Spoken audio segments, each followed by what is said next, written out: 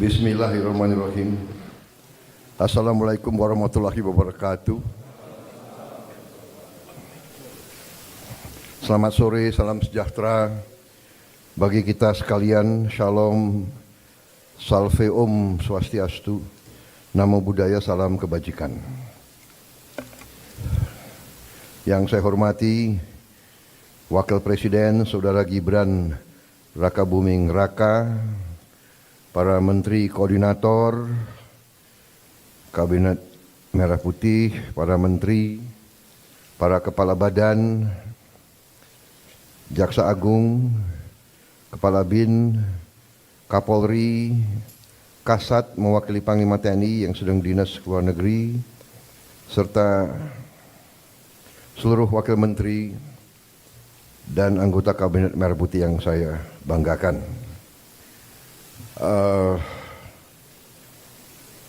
Hari ini saya mengundang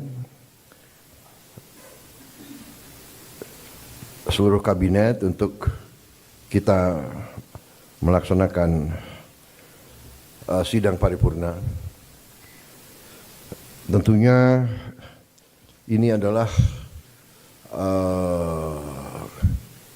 pertemuan kita sesudah kita resmi 3 bulan menjabat.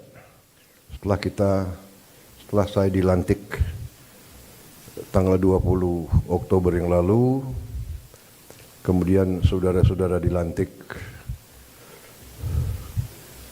besok harinya tanggal 21, dan para menteri, para wakil menteri sorenya. Jadi kita resmi menjabat, menjalankan mandat dari rakyat 3 bulan. Untuk itu, walaupun sebetulnya saya tidak pernah bekerja dengan target ratusan hari atau bulanan, tapi bagaimanapun itu merupakan suatu tonggak, suatu tahap yang kita selesaikan. Dan untuk itu saya kira secara objektif kita boleh bangga bahwa kita telah menunjukkan suatu hasil yang menuju kepada sasaran-sasaran kita. Saya apresiasi kerja saudara-saudara sekalian. Saya merasakan dan saya menilai kabinet kita sekarang bekerja sebagai satu tim. Saya merasakan ada suatu kekompakan, suatu kerjasama yang baik. Di sana sini tentunya masih harus kita perbaiki, itu wajar ya. Tetapi yang saya rasakan adalah semua menteri, semua wakil menteri punya keinginan yang sangat keras untuk memberi hasil kepada rakyat. Itu yang saya rasakan. Dan saya ingin mengucapkan terima kasih kepada saudara sekalian. Demikianlah yang diharapkan rakyat kita. Kita berada di trajektori yang benar ya. Saudara-saudara sekalian,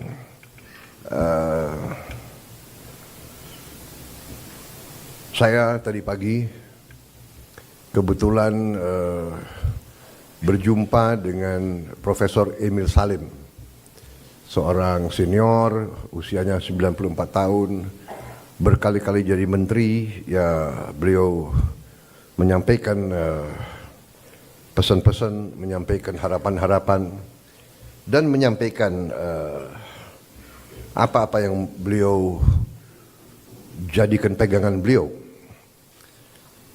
Inti yang saya kira saya tangkap dari beliau ingatkan bahwa seorang menteri adalah seorang pejabat negara. Berarti orientasi pengabdiannya adalah negara. Kita dari sistem politik kita adalah politik konstitusional, di mana politik kita dijalankan melalui partai politik. Kedaulatan rakyat dilaksanakan melalui partai politik, melalui perwakilan. Dan itu benar bahwa sistem konstitusi kita bisa dikatakan adalah sistem campuran. Presidennya dipilih langsung dari rakyat, presidennya memiliki wewenang-wewenang presidensial, tetapi parlemen, DPR memiliki wewenang pengawasan, wewenang anggaran yang sangat besar. Dengan demikian kita telah menjalankan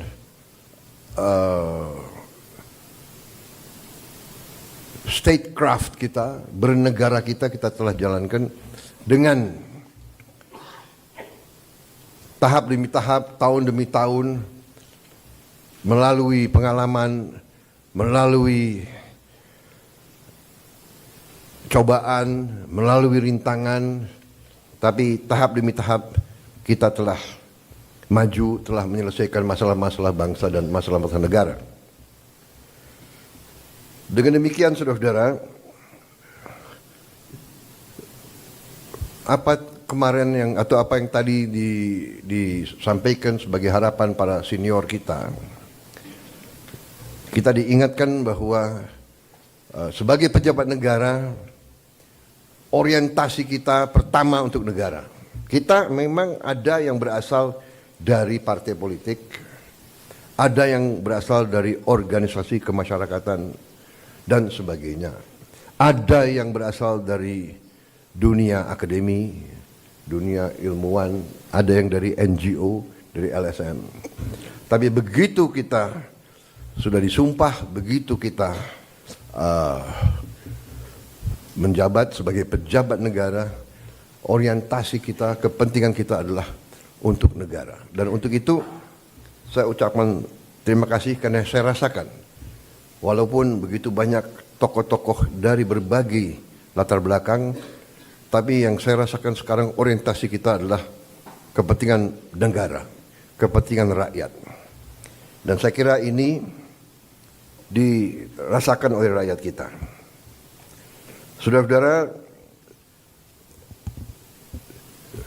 dari hasil sementara kita merasakan bahwa pemerintah kita efektif. Di akhir tahun 24, liburan hari Natal, tahun baru, berjalan dengan lancar, dengan aman. Untuk itu, saya ucapkan terima kasih kepada seluruh pejabat terkait dan jajarannya yang telah bekerja keras, Menko Polkam, Menko Infrastruktur, Menko Pangan, semua Menko, Kapolri, Panglima TNI, yang bekerja keras menjamin keamanan, keselamatan, Menteri Perhubungan, Menteri BUMN, dan semua menteri-menteri lain yang saya monitor turun ke bawah, turun ke lapangan, monitor perkembangan. Kita juga membuktikan bahwa pemerintah kita efektif. Pemerintah kita bisa menjalankan administrasi negara dengan handal. Saudara-saudara, bagaimanapun di bulan-bulan yang kritis tersebut biasanya ditandai oleh banyak kecelakaan lalu lintas, ditandai oleh ketersediaan bahan pangan, bahan-bahan pokok yang penuh dengan fluktuasi harga dan sebagainya. Kali ini kita berhasil untuk menjalankan suatu keadaan yang stabil, penuh ketenangan, penuh kesejukan. Di tengah banyak dunia dilanda konflik, ketegangan, krisis, bahkan perang, kita mampu menjaga kesejukan, ketenangan, perdamaian di negara kita. Saudara-saudara sekalian,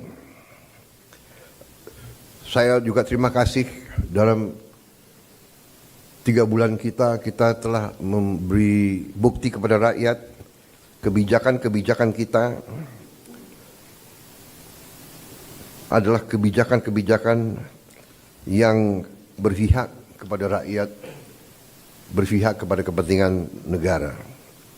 Yang pertama tentunya saya menyampaikan apresiasi kepada Menteri Keuangan dengan semua timnya yang telah menyusun APBN dengan baik, dengan cermat,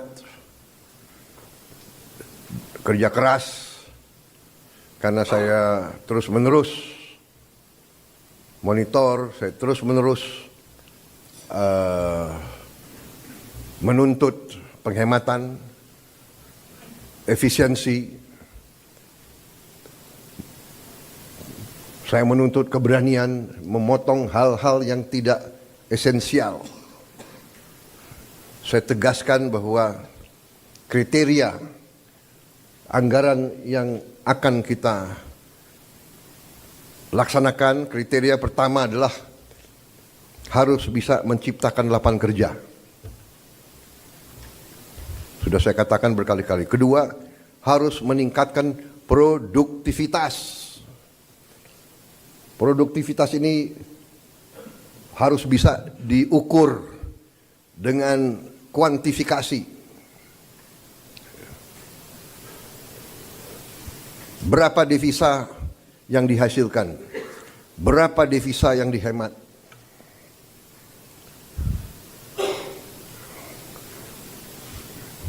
Kemudian kriteria selanjutnya adalah harus mengarah kepada swasembada pangan dan swasembada energi. Kita harus mampu memberi makan kepada seluruh rakyat Indonesia.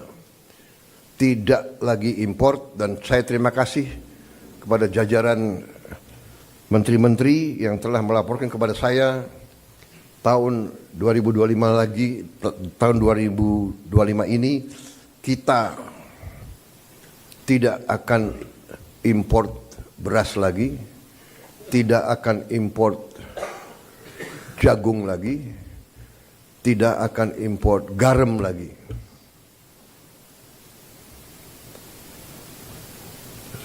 Artinya, target yang saya berikan kepada kabinet bahwa Indonesia kita harus swasembada pangan dalam waktu 4 tahun. Alhamdulillah, target itu bisa kita capai akhir 2025, paling lambat awal 2026. Jadi mungkin 3 tahun lebih cepat dari sasaran yang kita tetapkan. Artinya bahwa dengan niat baik, dengan kerja keras, ya, dengan orientasi kepada negara dan bangsa, kebijakan yang masuk akal akan membuahkan hasil yang cepat. Ini harus kita yakini.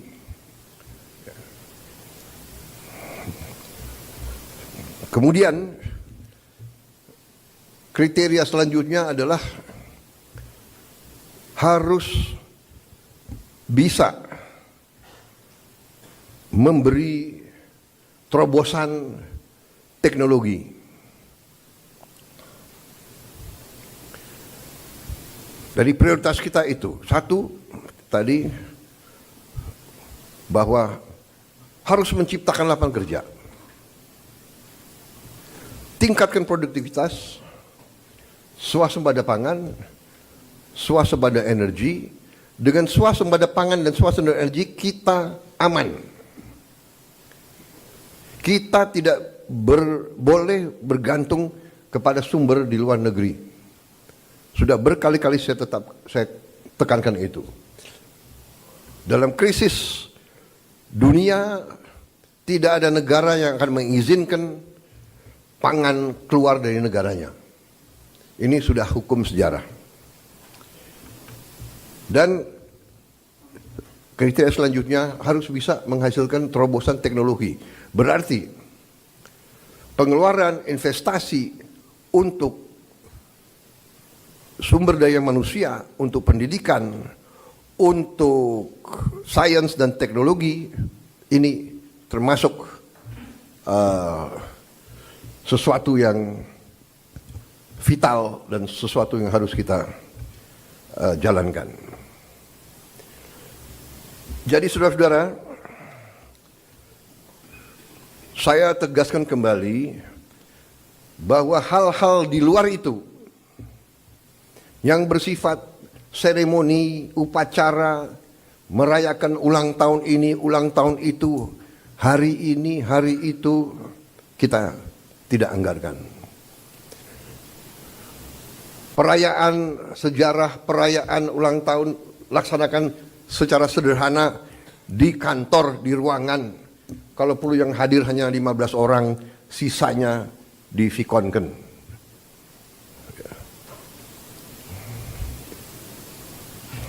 Perjalanan dinas dikurangi. Saya potong setengah. Dengan setengah kita bisa menghemat 20 triliun lebih. Kalau kita hitung 20 triliun, berapa puluh ribu sekolah, gedung sekolah bisa kita perbaiki.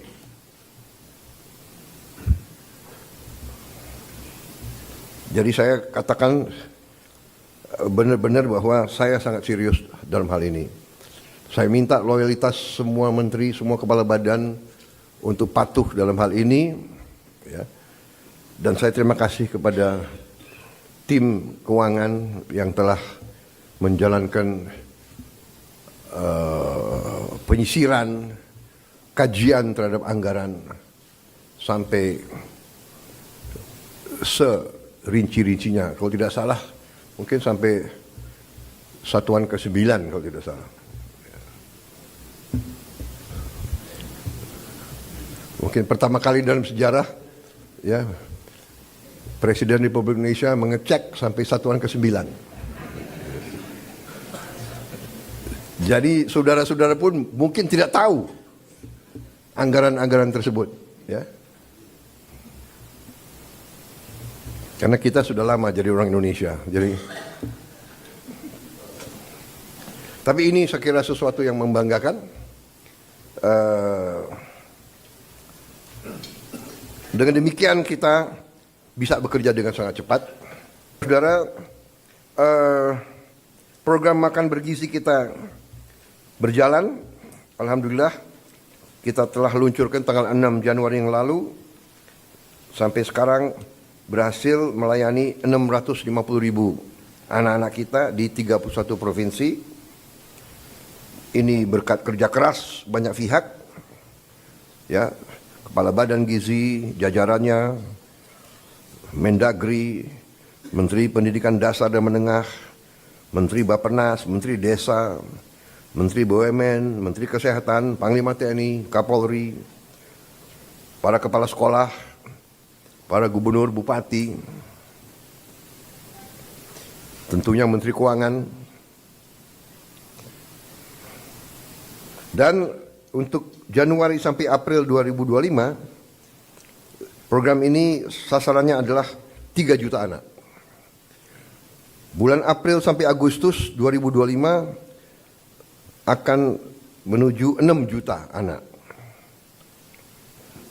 September kita harapkan 15 juta anak. Dan akhir 2025 target kita adalah semua anak-anak Indonesia bisa dapat makanan bergizi. Saudara-saudara, terima kasih kerjasama ini. Seluruh kementerian lembaga ikut mengamankan dan menyukseskan program ini. Kita akan bersinergi dengan pemerintah daerah, gubernur, bupati, wali kota, dan seluruh perangkat daerah. Saudara-saudara, ini adalah masalah strategis. Kita memperkuat masa depan Indonesia. Anak-anak Indonesia harus kuat, harus cerdas, harus semangat, harus sekolah dengan baik. Saya percaya dalam waktu yang tidak lama kita akan melihat peningkatan hasil kemampuan akademis anak-anak kita. Saya juga bertekad untuk melakukan langkah-langkah intervensi kepada semua sekolah di Indonesia. Sekolah dasar, sekolah menengah, SMP, SMA, semua sekolah yang dibina oleh pesantren dengan teknologi. Kita akan masuk ke semua sekolah dengan teknologi. Kita ingin mempercepat penyampaian pelajaran untuk semua sekolah kita. Saudara-saudara, saya juga berterima kasih kepada Menko Perekonomian dan tim ekonomi yang telah menggagas, menyusun konsep-konsep yang diwujudkan dalam produk-produk, dalam kebijakan-kebijakan yang pro rakyat,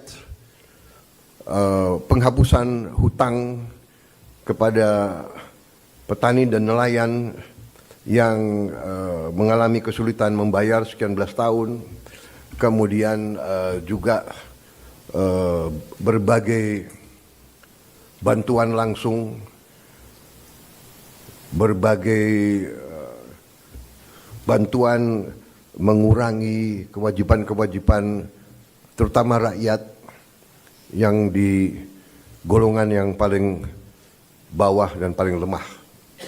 Saya kira nanti mungkin Menko Perekonomian dengan Menteri Keuangan bisa juga jelaskan ke masyarakat berapa kebijakan-kebijakan yang telah kita lakukan. Kita juga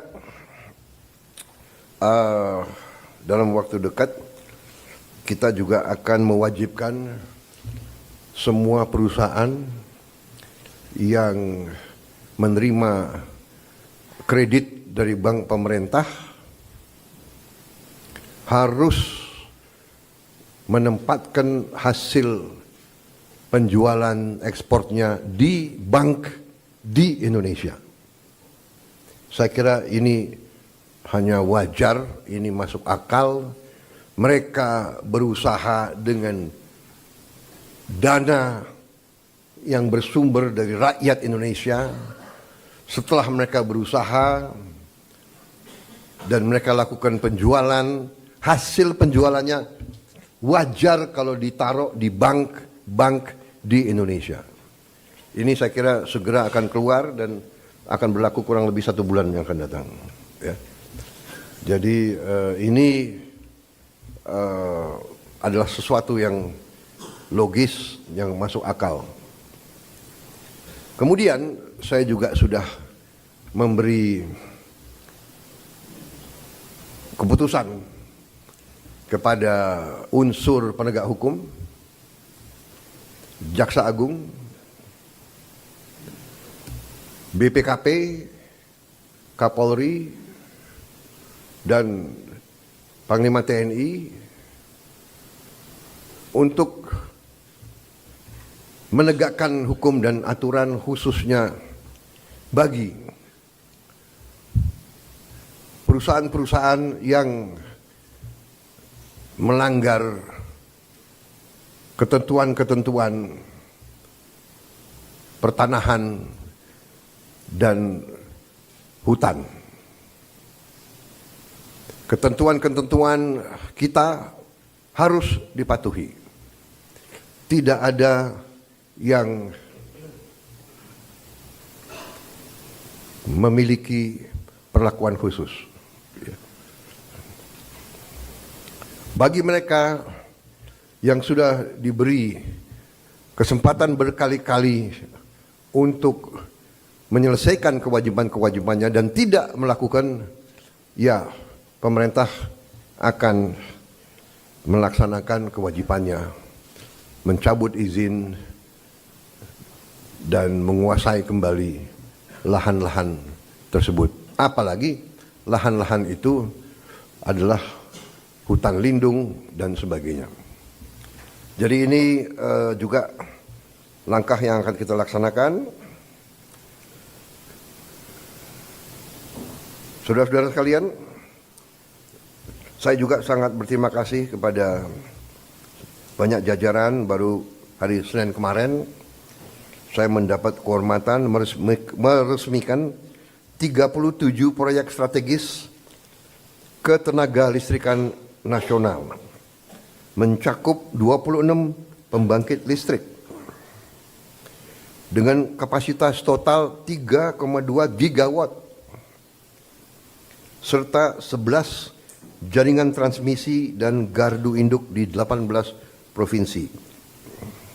Sebagian besar dari pembangkit listrik ini adalah energi bersih, energi terbarukan. Saya kira kalau dicek nanti, ini mungkin peresmian terbesar dalam satu hari. Ini menunjukkan daya kemampuan kita, ya. We can do it. Dan ini saya harus sampaikan bahwa ini hasil kerja keras pemerintah-pemerintah sebelum pemerintah kita. Jadi marilah kita selalu menghormati semua pihak, semua yang telah bekerja keras, pendahulu-pendahulu kita. Kita sampai di sini bukan seketika. Kita sampai di sini karena perjalanan jauh. Pembangunan suatu bangsa bukan pembangunan 1 tahun, 5 tahun, 10 tahun. Pembangunan suatu bangsa adalah puluhan tahun. Apa yang dirintis Bung Karno, kita nikmati sekarang. Apa yang diteruskan oleh Pak Harto, kita teruskan, kita nikmati sekarang. Demikian, presiden demi presiden, Pak Habibie, Gus Dur, Ibu Mega, Pak Jokowi, ini terus. Jadi contohnya saya baru 3 bulan menjabat, saya sudah resmikan proyek yang dilaksanakan mulai 2015, bayangkan. Jadi inilah yang saya minta menjadi alur bernegara kita. Kita ini melanjutkan suatu long march, perjalanan jauh. Estafet demi estafet kita terima. Baru nanti kita akan mencapai cita-cita kita. Saya sangat optimis bahwa kita akan sampai ke situ. Saudara-saudara, sementara itu yang saya sampaikan, teman-teman media saya kira cukup banyak bahan ya. Sekarang akan saya sampaikan hal-hal yang belum perlu Anda dengar. Kan begitu kan? Saya kira media ini masih muda-muda ya. Jadi ada hal-hal yang kalau orang tua bicara yang muda-muda ya, yang muda-muda anak-anak biasanya tunggu di luar. Kan begitu kan? Ya. Terima kasih sementara. Ya. Paling lama ini ya. Zaman Pak Jokowi sebentar dia di dalam.